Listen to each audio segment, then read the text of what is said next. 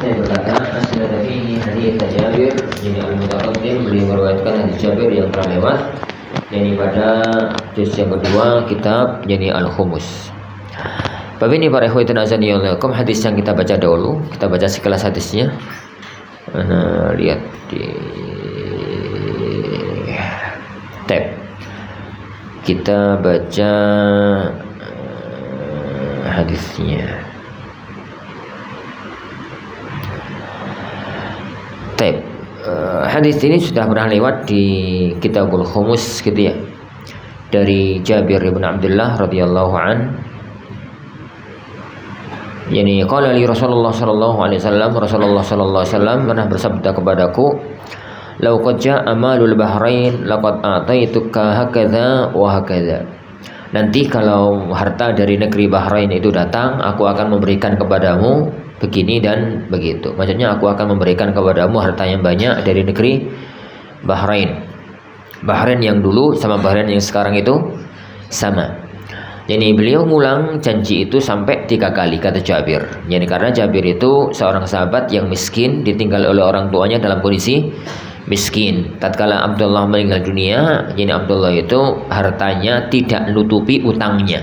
Jadi utangnya itu lebih banyak dibandingkan dengan hartanya. Padahal beliau itu memiliki adik-adik perempuan yang kecil-kecil gitu, yang kecil-kecil, dan itu sebab beliau itu nikah dengan wanita janda. Tatkala ditanya oleh Rasulullah SAW, kamu udah nikah atau Jabir? Pun ya Rasulullah.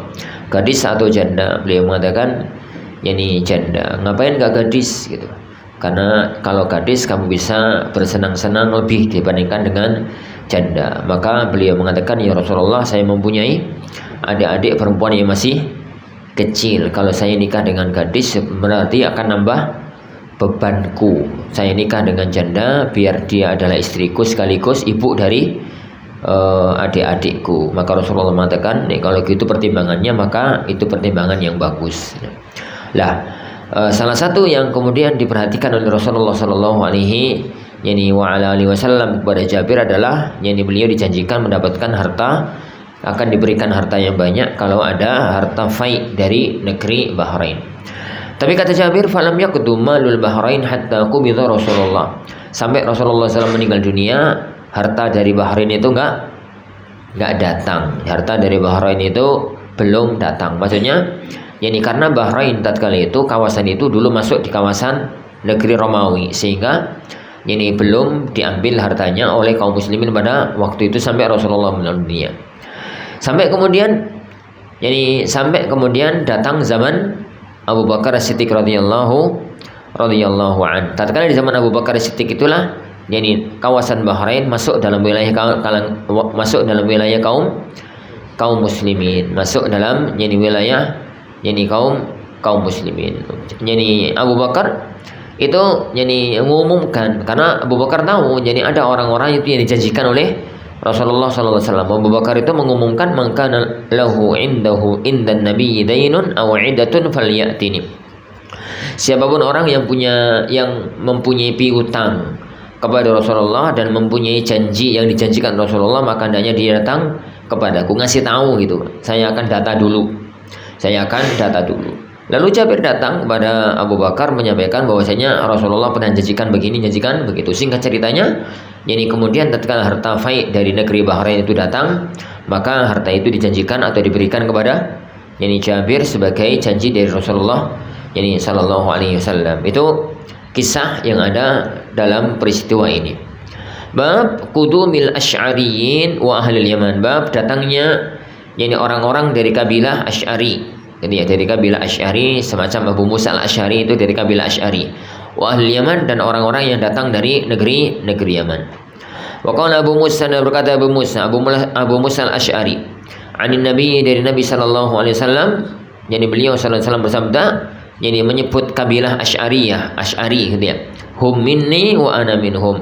Mereka adalah bagian dariku dan aku adalah bagian dari mereka.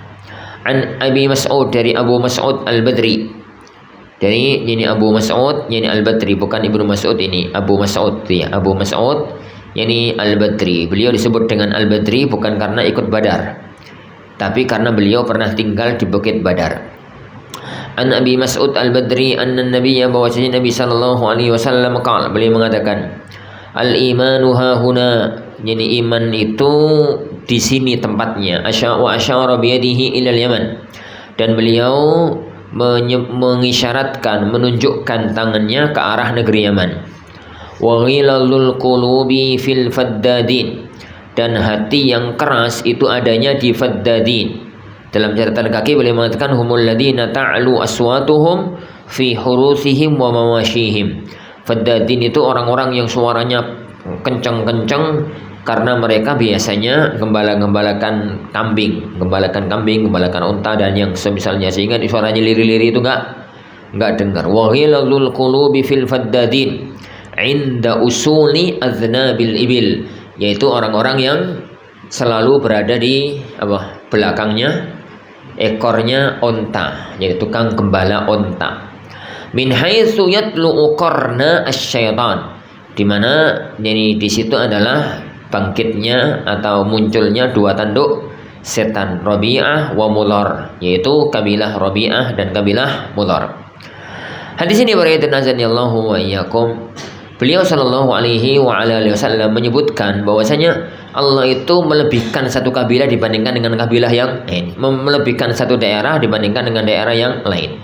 Sebagaimana melebihkan satu kaum dibandingkan dengan kaum yang lain. Ada ciri-ciri khas tertentu, ada ciri-ciri khas tertentu. Rasulullah sallallahu alaihi wasallam menyebut penduduk Yaman itu rata-rata imane kokoh. Jadi makanya beliau sallallahu alaihi wasallam itu mengatakan al-imanu hahuna, iman itu letaknya ya di penduduk Yaman. Kalau bahasa semacam ini adalah bahasa umum, secara umum begitu. Jadi tidak semuanya. Faktanya, jadi salah satu nabi palsu juga datang dari Yaman. Al-Aswad al-Ansi, nabi palsu itu juga datang di negeri Yaman. Prahara-prahara Yaman dari zaman dulu juga ini sangat banyak. Tapi secara umum orang-orang Yaman itu adalah orang-orang yang al-imanu hahuna. Iman itu ini adanya, iman yang benar-benar iman itu adanya di sini. Meskipun para ulama berselisih panjang tentang makna Yaman yang ada di sini. Sebagian antara mereka mengatakan Yaman ya Yaman yang sekarang itu, dan itu yang paling lahir. Meskipun sebagian antara mereka mengatakan Yaman ini adalah semua daerah yang ada di sebelah kanannya Rasulullah SAW. Dan Rasulullah itu nyebutnya dari kota Madinah. Berarti Mekah itu masuk di Yaman kalau dihitung dari Madinah. Itu sebagian kalangan para ulama yang mengatakan iman itu Yaman, artinya iman itu di Mekah, karena Yaman itu artinya adalah kanan, sedangkan Mekah itu sebelah kanannya Rasulullah Shallallahu Alaihi Wasallam. Kalau ditinjau dari arah utara, dan selatan, ya. Allahu alam. Tapi yang lahir ya Yaman ya Yaman. Lah, riwayat ini juga menunjukkan kepada kita bahwasanya secara umum orang-orang yang mereka itu adalah dari kabilah Rabi'ah dan Mudhar. Kabilah Rabi'ah itu kabilah yang ada di kawasan Najd. Jadi yang ada di kawasan Irak. Jadi kawasan perbatasan Irak dan sekitarnya, maka di tempat itulah terbit dua tanduk setan. Secara umum masyarakatnya itu jelek-jelek, meskipun tidak semuanya. Jadi meskipun tidak semuanya. An Nabi Hurairah, dari Abu Hurairah radhiyallahu anhu, anin Nabi, dari Nabi sallallahu alaihi wasallam qala, atakum ahlul Yaman, datang kepada kalian penduduk Yaman. Hum araqqu afidatan, mereka itu orang yang paling lembut hatinya. Wa alyanu quluban, yang paling lunak hatinya. Al-iman, iman, wa fi tariqin, dan dalam jalan yang lain. Al-fiqhu, pemahaman agama itu Yaman. Jadi di Yaman. Wal hikmatu yamaniyah, dan hikmah itu Yaman. Wal fakhru wal khuyala'u fi ashabil ibil, sedangkan kesombongan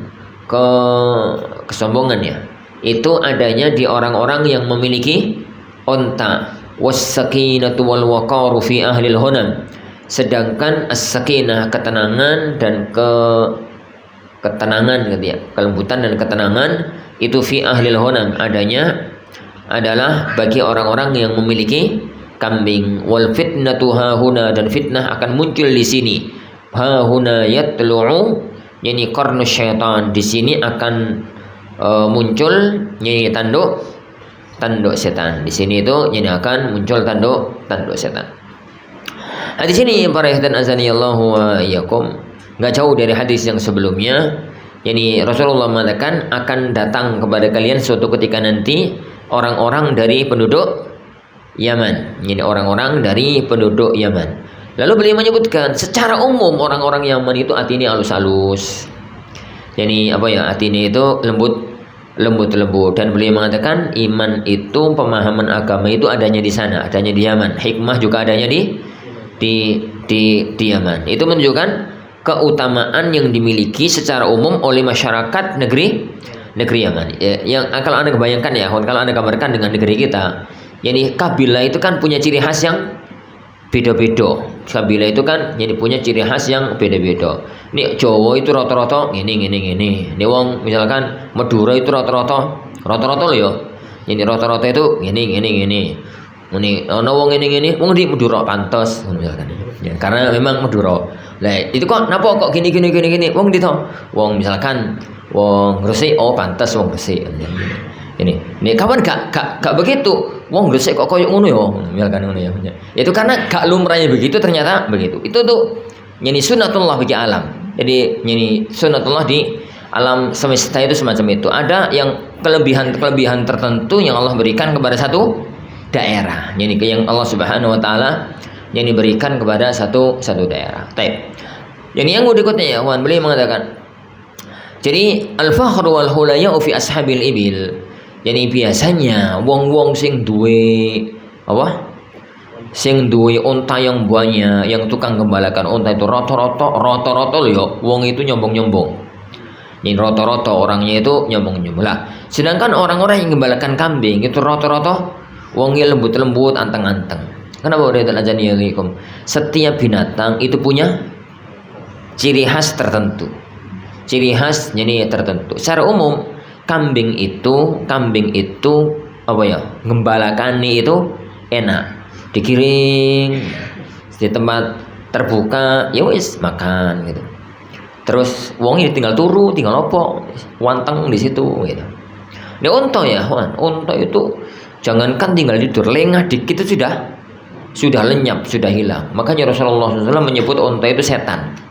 Ini karena punya karakter nggak nurut, punya karakter gampang ucul, gampang lepas, gampang jauh dari pemiliknya. Sedangkan Rasulullah menyebut kambing itu barokah. Jadi kenapa? Ngingonane gampang, jadi kemudian cepat melahirkan dan macam-macamnya. Jadi sehingga disebut oleh beliau Shallallahu Alaihi Wasallam itu adalah keberkahan. Orang yang gembalakan kambing secara umum itu orangnya itu akan anteng-anteng, kebawa dengan kebiasaannya dia hidup dengan kambing. Sedangkan orang yang gembalakan unta itu secara umum orangnya itu akan nyombong-nyombong karena merasa setiap hari itu memiliki binatang yang semacam yang besar, yang semacam itu. Ini kondisi pada zaman dahulu ya. Jadi itu adalah kondisi yang ada pada zaman dahulu. Nah, kemudian beliau Shallallahu Alaihi Wasallam menyebutkan tentang negeri yang di situ akan banyak masalah. Negeri itu adalah negeri Irak. Negeri itu adalah negeri Irak. Dalam satu riwayat namanya Najd, dalam satu riwayat lain itu namanya adalah Al-Irak. Jadi namanya adalah Al-Irak. Maka negeri yang terbit darinya dua tanduk setan itu adalah negeri Najd atau negeri Irak. Pembahasan ini panjang, tapi beliau Shallallahu Alaihi Wasallam menyebutkan rahimahullah menyebutkan hadis ini di bab ini, tentang keutamaan orang-orang Yaman, tentang keutamaan orang-orang yang dari negeri Yaman. An Alqamah dari Alqamah radhiyallahu anhu, kunna julusan ma'a bin Mas'ud. Yani kami pernah duduk bersama Abdullah bin Mas'ud. Faja'a Khabbab, maka datanglah Khabbab ibn al-Arat. Faqala, beliau mengatakan, ya Abu Abdurrahman, wahai Abu Abdurrahman. Abu Abdurrahman itu kunyah dari Abdullah ibnu Mas'ud. Ayastati'u haula'i syabab an yaqra'u kama taqra'. Apa mungkin para pemuda-pemuda itu mampu membaca Al-Qur'an semacam yang kamu baca? Karena Abdullah bin Mas'ud itu ya ikhwan, itu dikenal dengan dua ilmu. Satu, dikenal dengan tiga ilmu. Satu, fikih. Yang kedua tafsir, yang ketiga itu qiraah, jadi qiraatul Quran. Ketika itu ini adalah qiraatul Al-Quran. Jadi dalam dunia tafsir yang paling kondang di kalangan sahabat itu satu Abdullah bin Abbas, yang kedua Abdullah bin Mas'ud. Sedangkan fikihnya para sahabat itu mengerucut kepada beberapa orang. Fikihnya Ahlul Kufah, dan itu adalah Abdullah bin Mas'ud. Fikihnya Mekah, dan itu adalah Abdullah bin Abbas. Fikihnya Madinah itu adalah Zaid ibn Thabit dan Abdullah ibn Umar. Sebagian ulama menambahkan fikihnya penduduk Mesir Abdullah bin Amr bin As. Tapi yang ketiga ini, yang terakhir, yang Mesir itu nggak terlalu kondang. Jadi nggak terlalu kondang. Sejak zaman para sahabat, sejak zaman akhir-akhir para sahabat, ilmu fikih itu sudah mengerucut. Ilmu fikih itu sudah mengerucut kepada 3 negeri. Ini fikihnya penduduk Kufah, dan itu adalah fikihnya orang-orang Kufah, itu semuanya mengambil dari ini Abdullah bin Mas'ud. Yang kedua, fikihnya penduduk Mekah itu mengambilnya dari Abdullah bin Abbas. Fikihnya penduduk Madinah mengambilnya dari Zaid bin Thabit dan Abdullah ibnu Umar. Sehingga para ulama-ulama kita itu mengatakan sebenarnya tamadhub, bermadhab itu sudah ada sejak zaman para sahabat. Ya karena di zaman sahabat itu Allah belum mengilhamkan rihlah, belum mengilhamkan orang itu keliling-keliling untuk mencari ilmu. Semua orang itu masih mengambil ilmu dari negerinya masing-masing. Itu dalam dunia fikih. Sedangkan yang ketiga adalah dalam dunia qiraatul Quran, qiraah atau bacaan Al-Quran. Maka salah satu di antara tokoh utama sahabat adalah Abdullah ibnu Mas'ud. Tatkala beliau itu mengajarkan ilmu, dan ilmu beliau itu tatkala mengajarkan ilmu ya di kota Kufah, duduk di hadapan beliau para pemuda-pemuda yang mereka belajar ilmu. Salah satu di antara mereka adalah Alqamah itu salah satu di antara murid kondangnya Abdullah ibnu Mas'ud di kalangan para tabi'in. Sahabat tadi Khabbab itu komentar kepada Abdullah bin Mas'ud, ya Aba Abdurrahman, ayastati'u haula'i syabab an yaqra'u kama taqra'. Apakah para pemuda itu mereka itu mampu untuk membaca yang kamu baca? Kalau beliau mengatakan, ama innaka law syi'ta amartu ba'lahum yaqra'u 'alaik. Kalau kamu mau, aku akan perintahkan sebagian mereka untuk membaca Al-Quran di hadapan kamu. Qala ajal. Abdullah Khabbab mengatakan, iya, enggak apa-apa. Qala iqra' ya Alqamah. Abdullah mengatakan, bacalah wahai Alqamah, karena Alqamah ini murid utama. Salah satu murid utamanya Abdullah bin Mas'ud. Kita tahu dalam dunia riwayat, kalau di kalangan penduduk Madinah, riwayat yang paling tinggi adalah riwayatnya Malik An-Nafi an Ibnu Umar. Kalau di Kufah, riwayat tertinggi adalah an Ibrahim dari Alqamah dari Abdullah ibnu Mas'ud. Ibrahimun Nakhai dari Alqamah, dari Abdullah ibn Mas'ud. Jadi Abdullah bin Mas'ud mengatakan kepada Alqamah, iqra ya Alqamah, bacalah wahai Alqamah. Faqala Zaid bin Hudair akhu Ziyad ibn Hudair. Maka berkatalah Zaid ibn Hudair, saudaranya Ziyad ibn Hudair, atamuru Alqamata an yaqra wa laysa bi aqra'ina.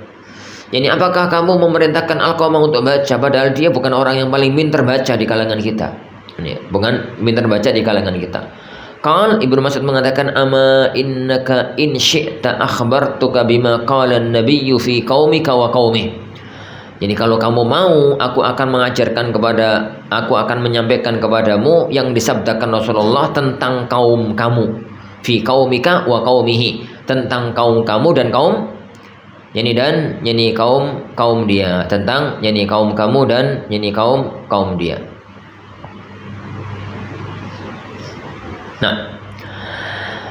Faqara'tu 50 ayatan min surati Maryam. Maka aku, kata Alqamah, membaca 50 ayat dari surat Maryam.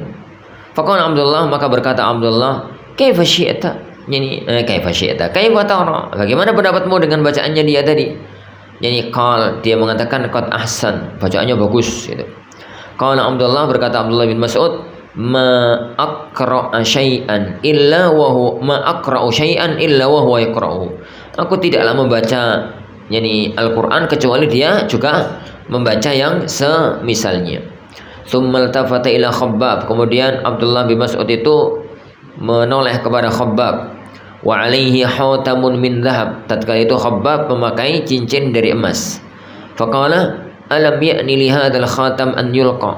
belum waktunya kah yani cincin ini untuk dibuang? Qal ama innaka law tarahu alayya ba'dal yawm. Yani ama innaka lan tarahu alayya ba'dal yawm. Kamu tidak akan melihat cincin ini setelah hari ini. Fa'alqahu lalu Khabbab pun melemparnya, membuangnya. Hadis ini ya kawan, riwayat ini, cerita ini ya, itu cerita jadi dalam dunia dunia pergolakan ilmiah yang terjadi di kalangan para tabi'in dan mereka adalah murid-muridnya para sahabat. Pertama, menunjukkan kepada kita keutamaan Abdullah bin Mas'ud, yang beliau itu adalah salah satu di antara ulama-ulama dalam dunia qiraah, salah satu di antara ulama-ulama dalam dunia qiraah. Kenapa? Sezaman para sahabat ya kawan, spesialisasi ilmu itu sudah ada. Spesialisasi ilmu itu sudah ada. Ada orang yang banyak spesialisasinya, ada orang yang 1-2 masalah yang dia kuasai. Tapi spesialisasi ilmu itu sudah ada, meskipun semakin mengerucut di zaman belakangan. Dan salah satu di antara orang yang mulia adalah Abdullah Ibnu Mas'ud radhiyallahu an. Yang kedua, dalam sisi sirah gitu, dalam sisi sejarah, Alqamah itu salah satu murid utamanya Abdullah Ibnu Mas'ud. Alqamah itu lanang loh ya, rawi itu. Alqamah itu laki-laki, bukan perempuan. Jadi laki-laki, jadi bukan perempuan. Yang berikutnya ya kawan, hadis ini juga menunjukkan kepada kita bolehnya menunjukkan kemampuan diri.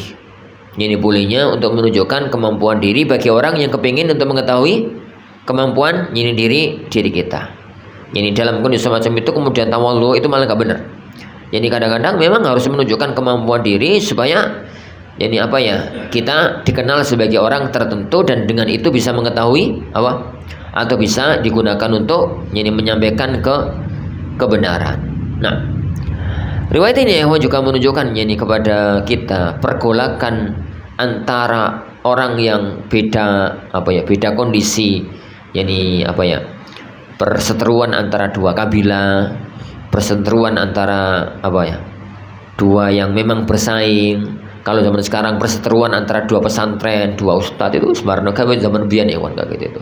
Zaman dulu kala memang semacam itu. Jadi orang itu merasa gak enak, kok masih dikongkon, kok aku namanya dia. Jadi kok aku sih dikongkon. Lalu dia itu komentar, kok jenengan yang disuruh itu Alqamah, padahal nggak orang yang paling pintar di antara kita. Abdullah bin Mas'ud malah ngancem, mengatakan kalau kamu mau tak bongkar loh yang disampaikan Rasulullah tentang kaummu dan kaum dia. Karena Alqamah itu dari kabilah Nakhai, jadi satu kabilah dengan Ibrahim An-Nakhai. Sedangkan yang satunya ini, kata Al-Hafidz bin Hajar di catatan kaki, itu dari Bani Asadi. Dari Bani Asad. Riwayat ini juga menunjukkan kepada kita ya kawan, setelah Rasulullah SAW itu meninggal dunia, sebagian sahabat ada yang tidak tahu tentang 1-2 hukum agama. Khabbab itu sahabat dari kota Makkah. Sejak Islam sejak di kota Makkah. Tapi beliau sampai wafatnya Rasulullah SAW nggak tahu kalau cincin emas itu haram, sehingga beliau masih memakainya, sampai disampaikan hal itu oleh Abdullah bin Mas'ud kepada dirinya bahwasanya itu dilarang oleh Rasulullah Shallallahu Alaihi Wasallam. Nah, kisati Daus wa Tufail ibn Amr ad-Dausi, bab cerita tentang kabilah Daus dan cerita tentang ketua kabilah, yaitu Tufail ibn Amr ad-Dausi. Kabilah Daus itu kabilahnya Abu Hurairah. Abu Hurairah itu Abdurrahman ibn Sakhr ad-Dausi.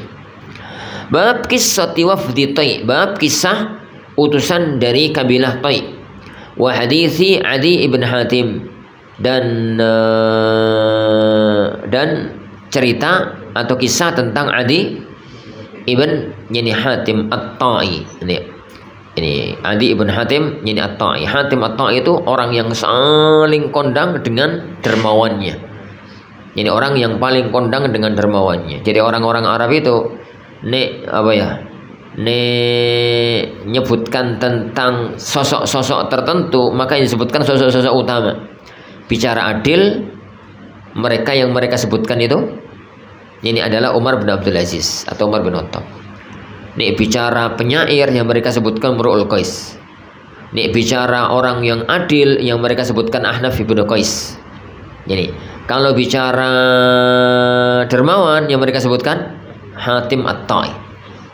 Hatim At-Tai. Jadi Adi ini bapaknya. Jadi bapaknya. Jadi makanya orang-orang Arab itu kalau menyebutkan wong itu loh dermawan kayak Hatim gitu. Bahasanya itu jadi yang disebutkan itu adalah orang yang dianggap paling dermawan dalam sejarah bangsa Arab, dan dia adalah Hatim dari negeri Tai, At-Tai. Taib, dan ini anaknya, kisah anaknya. An Adi bin Hatim, dari Adi bin Hatim qala, beliau mengatakan ataina Umar fi wafdin. Kami dari negeri Tai itu datang di zaman Umar bin Khattab radhiyallahu an sebagai tamu negara. Faja'ala yad'u rajulan rajula. Jadi beliau itu manggil satu persatu orang. Wa yusammihim, dan menyebut nama mereka. Faqultu, aku pun bertanya, ama ta'rifuni ya Amirul Mukminin? Tidakkah engkau mengenalku ya Amirul Mukminin? Qala, beliau mengatakan bala, ya aku kenal sampeyan. Aslamta idz kafaru, kamu sudah masuk Islam tatkala mereka semuanya masih kafir. Wa aqbalta idz adbaru, dan kamu sudah datang tatkala mereka semuanya masih menghindar. Wa wafaita idz ghadaru, kamu memenuhi janji tatkala mereka semua masih menyelisihi janji, menyimpang dari perjanjiannya. Wa arafta idz ankaru, kamu sudah mengetahui tatkala mereka masih mengingkari. Faqala Adi, berkata Adi,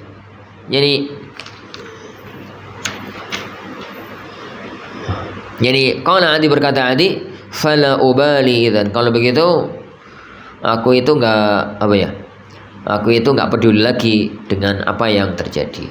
Adi ini masuk Islam di zaman Rasulullah sallallahu alaihi wasallam. Dia itu salah satu di antara tokoh Nasrani, ini pendeta.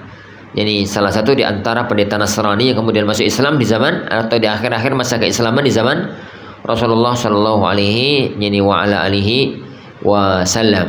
Yang masuk Islam itu beliau, tapi kemudian kabilahnya itu menyatakan keislaman dan bertamu di zaman Umar bin Khattab radhiyallahu an. Ini beberapa hadis ya ikhwan yang berkaitan dengan kisah-kisah, jadi yang berkaitan dengan kisah-kisah tentang Amul Wufud, tahun jadi ke-9 yang itu adalah disebut dengan Amul Wufud, tahun tentang berdatangannya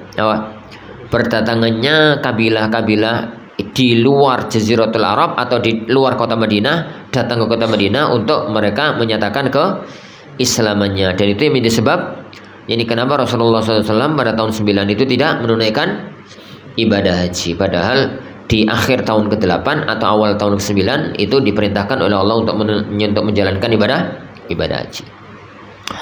Bab Hajjatil Wada, bab tentang haji wada. An Ibnu Jurayj, dari Ibnu Jurayj, haddatsani Atha an Ibnu Abbas, menceritakan kepadaku Atha Ibnu Abi Rabah, an Abdullah an Ibnu Abbas, dari Abdullah Ibnu Abbas radhiyallahu anhuma. Beliau mengatakan, idza tawafa bil baiti faqad halla. Apabila orang itu sudah tawaf di Baitullah, maka berarti dia itu telah dianggap halal, dianggap sudah selesai ihram. Faqultu, maka aku berkata, min aina qala hadza ya Ibnu Abbas? Jadi dari mana perkataan semacam ini wahai Abdullah bin Abbas? Qala min qaulillahi ta'ala, dari firman Allah Subhanahu wa taala, summa mahilluha ilal baitil atiq. Kemudian tempat halalnya itu adalah tatkala sampai di Baitul Atiq, di Ka'bah. Wa min amrin Nabi sallallahu alaihi wasallam, dan dari perintahnya Rasulullah sallallahu alaihi wasallam, an yahillu fi hajjatil wada, tatkala mereka itu diperintahkan untuk tahallul dari haji wada. Faqultu, aku berkata, innama kana dzalika ba'dal mu'arrif. Jadi kana dzalika ba'dal mu'arrif, sungguhnya itu setelah mu'arrif, setelah melakukan wukuf di Arafah. Ini kana Ibnu Abbas yarahu qablu wa ba'du. Abdullah bin Abbas itu melihat sebelum atau setelahnya. Ya, sebelum atau setelahnya. Peristiwa ya ikhwan, tawaf di Baitullah itu terjadinya kapan ya ikhwan? Pada tanggal 10. Jadi pada tanggal 10 Dzulhijjah. Jadi pada tanggal 10 Dzulhijjah, yang beliau itu mengambil faedah dari ayat ini bahwasanya orang itu kalau sudah selesai tawaf ifadah, maka berarti sudah bisa menjalankan tahallul. Dan memang di tanggal 10 itu jadi 4 amal perbuatan, yaitu melempar jamratul aqabah, kemudian jadi menyembelih hadiyu, tawaf ifadah, tahallul, itu jadi bisa diputar-putar, bisa dibolak-balik antara satu amal dengan amal yang lainnya. Wallahu a'lam. Nah, tapi insyaallah ini kita pelajari dari sisi sejarah perjalanan kehidupan Rasulullah sallallahu alaihi wasallam, karena memang Kitabul Maghazi itu istilahnya adalah cerita-cerita tentang berbagai peristiwa yang direkam oleh Imam Bukhari rahimahullah taala dalam Sahih Bukhari beliau. Tapi kita akhiri majelis kita. Subhanakallahumma bihamdik, asyhadu an la ilaha illa anta, astaghfiruka wa atubu ilaik. Sallallahu wasallam wa baraka ala nabiyina Muhammad. Assalamualaikum warahmatullahi wabarakatuh.